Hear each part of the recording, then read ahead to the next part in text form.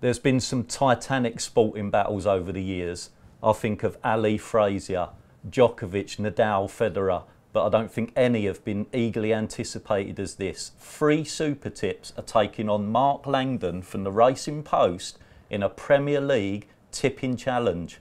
Right, Mark, you up for this? I certainly am. Hopefully I can live up to that intro. You'll live up to the billing, no problem. We've got 5 live games on over the weekend. Right, Friday night football kicks off with Manchester United versus Leicester. Now, if you've been away hidden in a hole somewhere, you might have missed Jose Mourinho moaning for the last 3 or 4 weeks, 3 or 4 years maybe. He's short of a few players, of course he is. Pogba, Lukaku, Lingard, they're all likely to be missing. They scored almost 50% of United's league goals last year. So we think it's going to be another dour affair, typical Mourinho performance. Probably wouldn't even be that disappointed with a point at the moment to get the season started. Leicester as well could be without Vardy, Maguire. They'd be happy with a draw. We think this is low scoring, under 2.5 goals for sure. But we're going to go for 1-1, United-Leicester, opening night. I'm going to be a little bit more confident about United in terms of getting the victory. I'm going to go for a 1-0 United win. I fancy them for a clean sheet. For all the negativity around Old Trafford, what I would say is that Mourinho still knows how to organise a defence, particularly in these type of games where they're at home to a team outside of the Big Six. You have a look back to last season, 14 matches at home to teams outside of the Big Six, 11 clean sheets in those matches. So yes, he needs a centre half. Yes, he needs his players back fully fit, but I think Leicester are just as handicapped by the World Cup, as you mentioned. Home advantage, just a swing at United's way. It won't be a classic. United 1-0. Moving on to Saturday, we've got Newcastle at home to Spurs. Now, I think the Geordie fans are going to be up for this big time. What an opening match for them. They were actually quite impressive last year towards the end at home. Their last 10 league home matches, they only lost 2.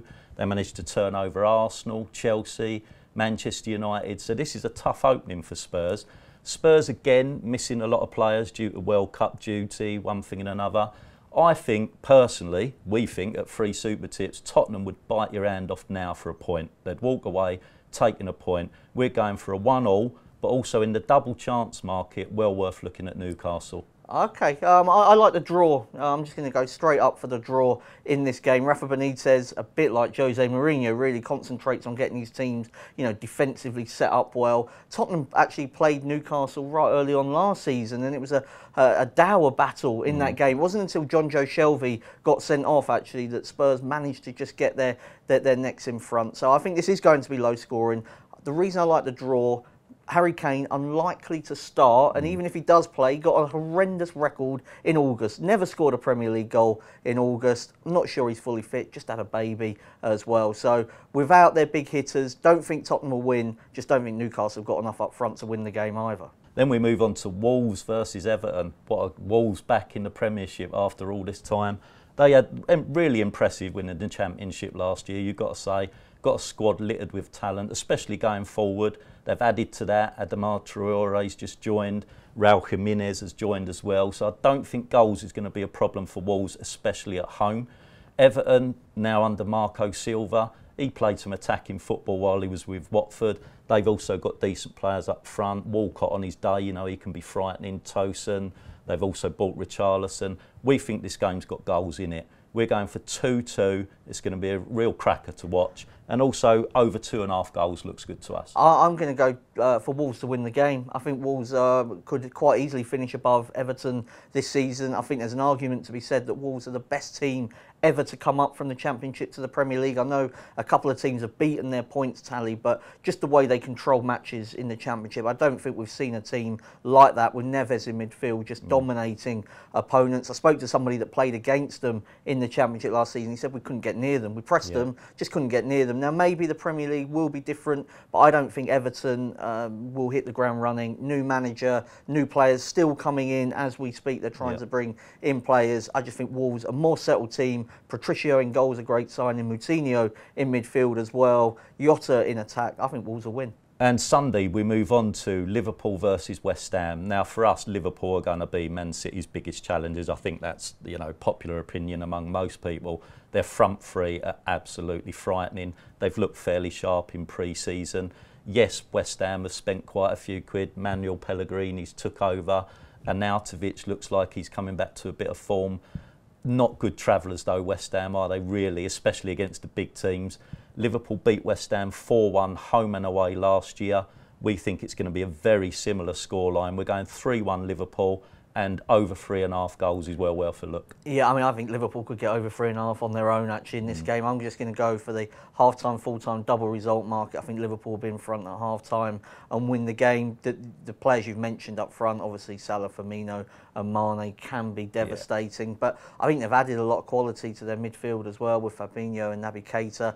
And West Ham, for all that they've signed good players, and I don't doubt the money that they've spent, I don't think that Pellegrini's attitude and tactics will suit the way that they're playing away to a team like Liverpool, because he is somebody that's got a similar philosophy, really wants to dominate the ball, he wants to attack teams. We saw that with his Manchester City team, which I think is fine if you've got Man City players. If you've got West Ham players, I think I can see them winning, you know, the easier home games. I think that there'll be a much better team to watch at the London Stadium this season for the Hammers supporters, but I think away from home they could take some hidings and it could come on the opening weekend. So Liverpool to win easy, half-time, full-time double result. And we move on to the final game Sunday afternoon. We've got Arsenal against Manchester City.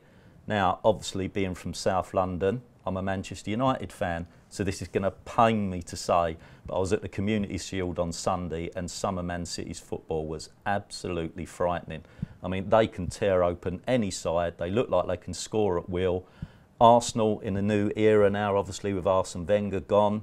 We don't know what Unai Emery is going to bring to the table. Defensively, still not sure about them, and I think they've got a couple of players missing as well. I know Koscielny looks like he's out Sunday. So City are going to score, and probably 2 or 3.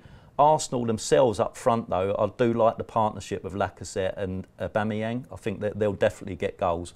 So we're going to go for a real thriller here. We're going to go Man City to win, both teams to score, and we're also looking at something like 3-2 Man City for a bit of value. I'm going to go for Man City to win and over 2.5 goals for similar reasons, but as far as City are concerned, I'd much rather just because they can beat teams 3 and 4-0, and so that would be my concern there, because I thought they were defensively okay against Chelsea, didn't give up that many opportunities in the Community Shield. The ones that they did was mainly Bravo in goal, sort of being Claudio Bravo, the clown, and Ederson back in there, a very reliable last line of defence. I agree that they were absolutely scintillating at times against a decent Chelsea team. I mean, I know people have knocked their performance, but it's so difficult to play against Man City when they're at it. Aguero's already had the pipe open, and with a couple of goals, I don't think Arsenal are good enough defensively to be able to nullify the threat of him and Sane and Bernardo Silva. Kevin De Bruyne is back from his holiday now as well. So I wouldn't be surprised if Arsenal did score, but I prefer to play it sort of the safer way for me is Man City to win and over 2.5 goals. Well, I hope you've enjoyed this little battle. Give us a mention after who you think's come out on top. What do you reckon, Mark? A pint, whoever loses next time? Well, maybe 2. Yeah, maybe 2. Right, hope you enjoy the Premier League opening weekend.